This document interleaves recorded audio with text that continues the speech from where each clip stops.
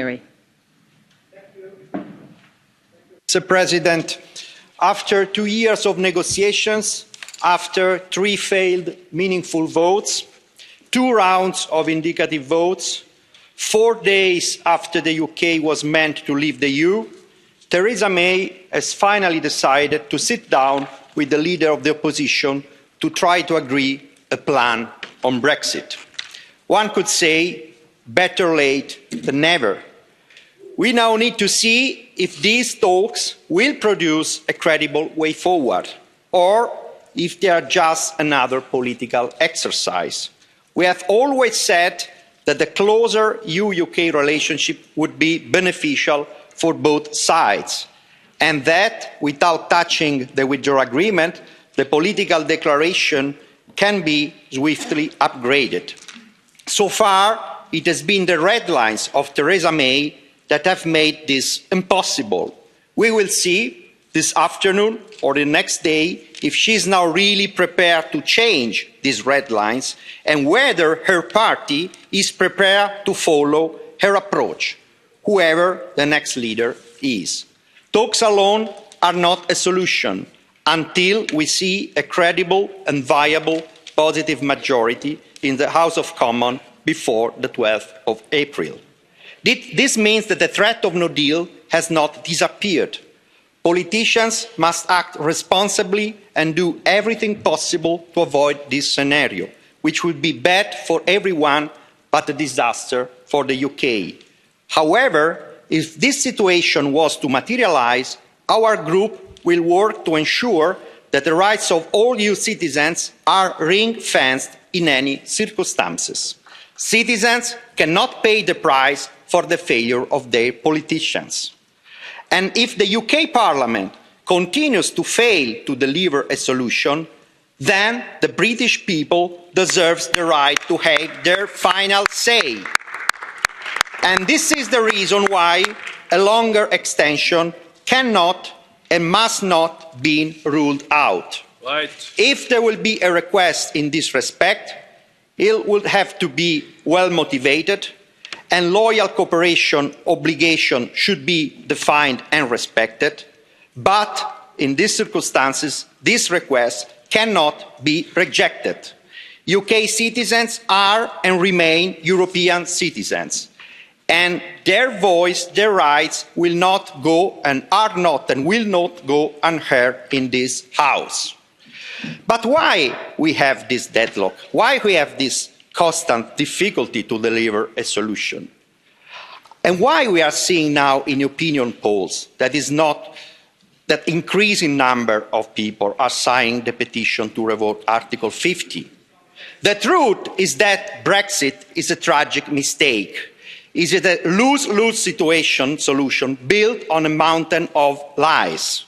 Because European citizens is a concept full of substance, and losing it reduces, not increases, sovereignty. So what we can do is minimise, if Brexit takes place, this reduction of rights. But we will not say that in any circumstances, we will never say that Brexit is a positive solution. And whatever this group could do to avoid this outcome, we will do it. Very good. Excellent.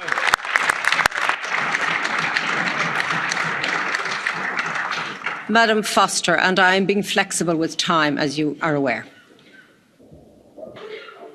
Thank you, Madam President.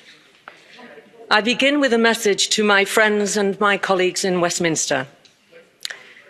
I too am a Conservative, and we were not elected for our charm and our intellect. We are elected because we have the word Conservative stamped next to our name. And to those Remainers who have done everything to overturn the result and have now left our party, I say bye-bye. Power brings responsibility, and we can't always have everything we want. Conscience and principles are a luxury we can't always afford and are normally found on the benches opposite. Tough times demand tough choices, and that takes real courage. Regrettably, Mr Corbyn has been the problem and not the solution. He despises us and will do anything to gain power. He won't argue with me on that. He's already ditched free movement in an indicative vote. So I'm not holding my breath, but I live in hope. And my loyal friends, the Unionists, I say, he is not your friend. The withdrawal agreement is still on the table, and I truly believe it is the solution. So, Messrs Barnier, Juncker and Tusk, a tweak could have been quite helpful. No more than a paragraph could have perhaps resolved the issue. But now again, we're having to ask for your patience so we can find a way forward. And finally, President, this is not a game. The British people are demanding that we deliver on Brexit, not hold a European election. I think that's a relief to colleagues in this House. So for goodness sake, I say to my colleagues in London, support the Prime Minister's deal. It is truly the only way forward. The clock is ticking. Tick, tock. Thank you, Madam. Our next speaker for 2 minutes, Mr Verhofstadt. First of all, I want to say to Mrs Foster that I'm not a big fan of Jeremy Corbyn, but saying that it is Jeremy Corbyn who is the problem here, well, everybody knows that the problem is a division inside the Conservative Party. That is the problem. Everybody knows that. And moreover, we are all following every day the votings inside the House of Commons. I can tell you that the sessions of the House of Commons have become more popular even than the matches in the Premier League in Europe. The only difference is, well, I can tell you it's always a draw there in the House of Commons, while there are more goals scored, fortunately, I should say, mainly by also Belgian players, into the Premier League. So let's be very sincere with each other. Let's hope that these cross-party negotiations that start today give a solution in the coming days. And we, from all sides, we have said it, we are open to change the political declaration to make that possible. Customs union, free trade arrangement, a common market 2.0, maybe something else, we are open to do so. But it has been done before the 12th of April. And before the 12th of April, Mrs. Foster, there has to be a meaningful vote in the House of Commons so that we have a basis to do so. And secondly, we need also a roadmap so that we are sure that everything is implemented in the secondary legislation in Britain until and before the 22nd of May.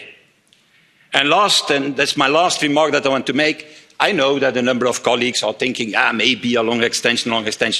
Don't make you any illusion.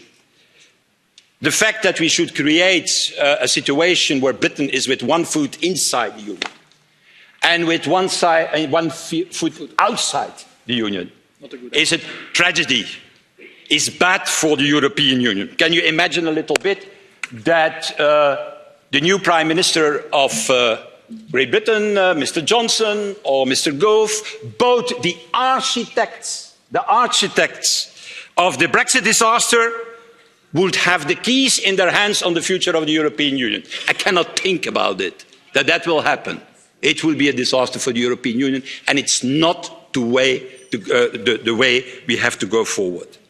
Finally, I think, and that is what my colleague Mr. Gualtieri said, the only advantage of Brexit, Mr. Gualtieri, is in fact the following. That is that people can see for themselves now what it means when populists and nationalists take power in a country and make an image of a country and a future that is not existing in that country.